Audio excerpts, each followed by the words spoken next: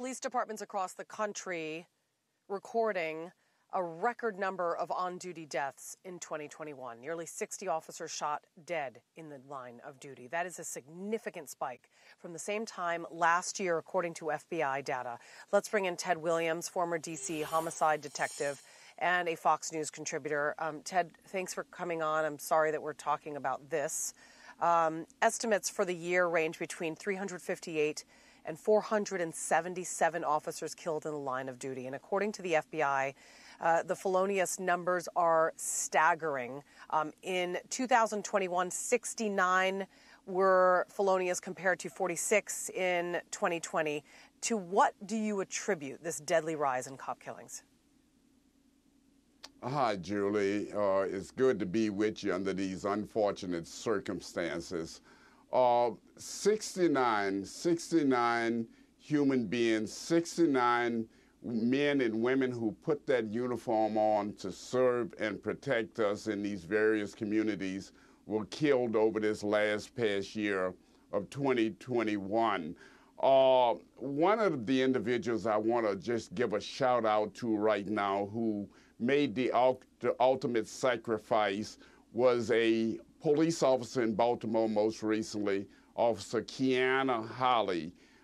In the last week or so, she died. She was a mother of 4. She was sitting in a patrol car when she was ambushed by some thugs who were out on bail. And that is what I believe is happening, unfortunately, in this country.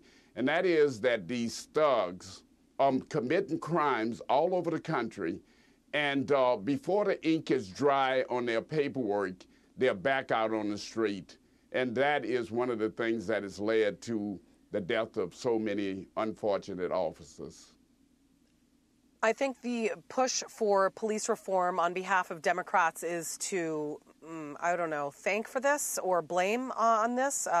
I believe that the overall respect over the police community in this country has diminished, so much so, thanks to politicians. What would you blame for this rise? I blame politicians on both sides of the aisle and all over this country.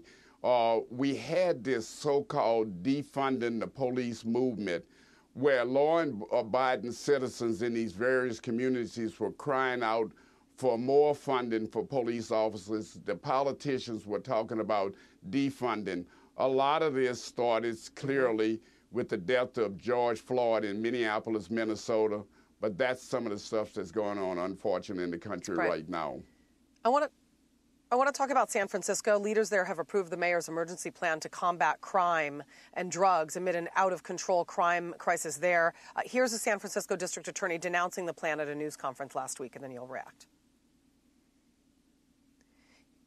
If arrests and prosecutions alone could solve the drug crisis in this country or in this city, it would have been solved long ago, he says. We have invested over $1 trillion in fighting the so-called war on drugs, and where has it gotten us? Where has it gotten us? I mean, more and more arrests need to happen, but not only that, bail reform is a huge issue in this country as well. You get arrested, there's no incentive to stop you from doing a crime because you know once you go to jail, you'll be right back out on the streets.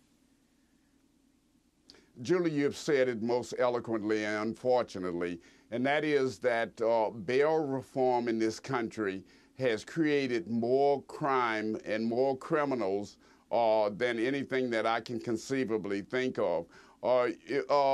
Look, there is a problem with drugs and the various kinds of drugs out here. We need to find a way to eradicate drugs. I don't think, unfortunately, that's happening enough with many of the politicians around this country.